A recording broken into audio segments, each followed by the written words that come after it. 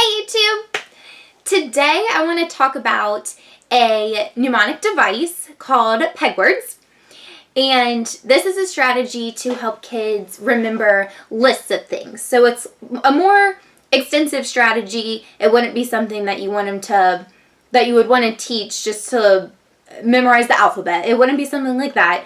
It's more of processes or more extensive things or steps to certain things that you could teach this strategy in order to get them to remember. So it kind of involves a lot of front loading, but then at the end it's a very effective strategy, or at least it has been for me. This is something I haven't used with kids yet, but it's something that I learned and I've used for myself as a student, and it really helped me.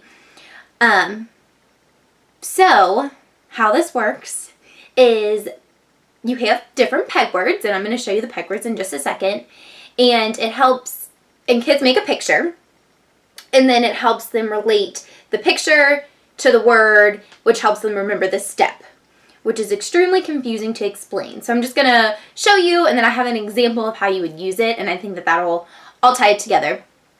So I have posters here. I actually... one of my friends was saying that on campus we get print money, and so they said that they were going to print out some colored stuff, and at the end of the semester, because they were running out of, they weren't going to use all their print money, and so they were going to print some stuff so that they had in the future. And I thought that was a good idea, so I whipped up these posters to use, because it's something that I want to hang up in my classroom if I have older kids, and printed them out that way. So I wasn't using my ink, I was using the print money that I paid for in my tuition. So anyways, there's 10 different peg words, and that I know of. They go above 10 and do like 11 and 12 for more larger processes that I saw on Google, but the ones that I've learned and I've practiced, there's just 10 of them. So the first one is fun. So the peg word always goes with a rhyming word. So you could change it. You could do one is none, one is fun. It could be whatever you want. And I have had different professors say different things. So one professor I had said that if you're going to use peg words in your classroom, to keep them the same throughout the whole semester or the whole year, and that way they're not getting confused like, oh wait, is one fun, is one fun, whichever one it is. They said to keep it consistent until the kids have mastered it. And then once the kids have mastered it and they know what peg words are and they know how to use them, then you can switch them up and say, like, for this process, we're going to say one is none and make it something more relatable to none. And then I had another professor that said, just off the get, whatever you feel like it needs to be, make it that. I kind of think that you should keep them consistent, and then once the kids get the hang of what peg words are, because like I said, it's a very extensive process to teach and to front load, then you can switch it up to make it whatever they want. But anyway, so I'm just going to show you what each of them are, each of the 10, and then I'll go into how you use this and what it looks like. And then it'll all hopefully start to make sense. But 1 is fun, 2 is shoe, and as you can tell, all of these are rhyming. 3 is tree, 4 is door, so a picture of a door, which will help kids remember. 5 is hive, 6 is sticks, 7 is oven, which I changed. The one that we used in our classes was heaven. So 7 is heaven, which totally rhymed. It made sense, but I wanted something more that all kids could relate to, because if kids didn't necessarily weren't necessarily religious, then heaven wouldn't really make sense. So I wanted to do something that was relatable to everyone. So I did oven, but like I said, it could be whatever you want it to be. 8 is gate, 9 is vine, and 10 is hen. Okay, so how I would start this process, if I wanted to use peg words within my room, is I would begin by teaching each of these 10. So I would have, instantly the kids would hopefully get 1 is fun, 2 is shoe, and we would practice that until they remembered these words, because these are the 10 important things. And they have to remember that these words associate with the picture in order they can go on to the next step, or else the next step won't make any sense. So in the beginning, I would kind of practice just like you would with anything, like math facts or your alphabet. Just practice and get them to master 1 is bun. All right, guys, what's 5? 5 is hive, 6 is sticks, and just have them keep going that way until they have all of these mastered. And I might even hang these posters up in the classroom, which is why I printed them off and laminated them. So then the next step, once they have all that, is you'll give them a process. That could be, or different steps that the order is specific. So I have the scientific method in front of me. And sorry, I'm a bit frazzled. I have like a bunch of different stuff all around, like the posters and my whiteboard behind me, and I've got a bunch of different stuff going on, and that's why I feel like I don't know where anything is. But I have the scientific method, which would be great for peg words. You could do the Bill of Rights, where 1 is associated with a very specific order. 1 is not 5, so it has to be something that makes sense in the order.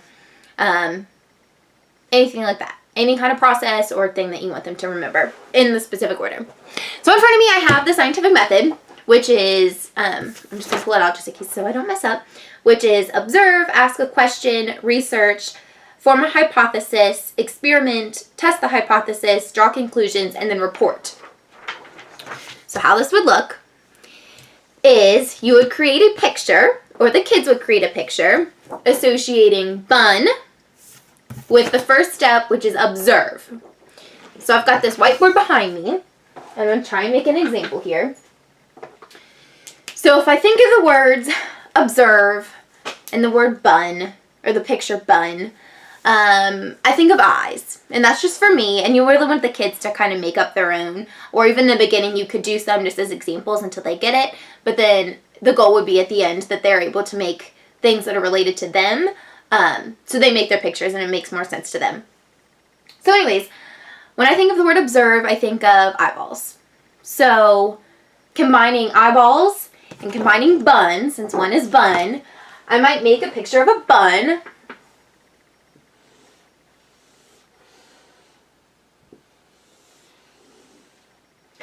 With different eyeballs as the sesame seeds. And I'm a terrible artist, but that's okay. This is a really good strategy for your visual learners because they're able to visualize this picture. So when they're taking the test or when they're using this scientific method, they're able to associate what is number 1. If you're blanking, you're thinking, oh, 1 is bun. Oh yeah, that's a picture of the eyeballs and that meant observe. So 1 means observe. And then I have this picture here of a bun with the eyeballs. So you really wanted to get them to focus on the picture and what the picture means. So then 2 in the scientific method is question.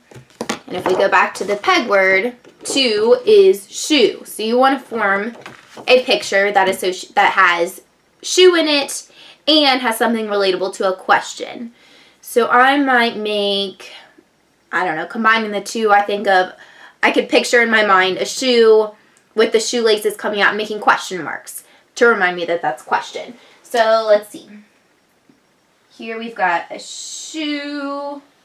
Like I said, horrible, horrible artist, but that's okay. So here's a shoe. Here's my shoelaces. It's kind of looking more like a potato, but oh well. And then I've got a shoelace coming out that makes a question mark. There's one shoelace. And there's the other shoelace. So when I go to take an assessment or when I'm using this, I could think, 1, observe. Oh yeah, that's the bun. Or 1, bun. That was the bun with the eyeballs. I'm observing. 2 is shoe. That was the shoe with the shoelaces having a question mark. 3, I'll do one more picture here because that one was a train wreck. Let's see if our third one's a little better. 3 is research. And if we look at our peg word, 3 is tree. So if I'm combining tree and I'm combining research, that makes me think of somebody on the computer researching a tree. So I might draw a computer.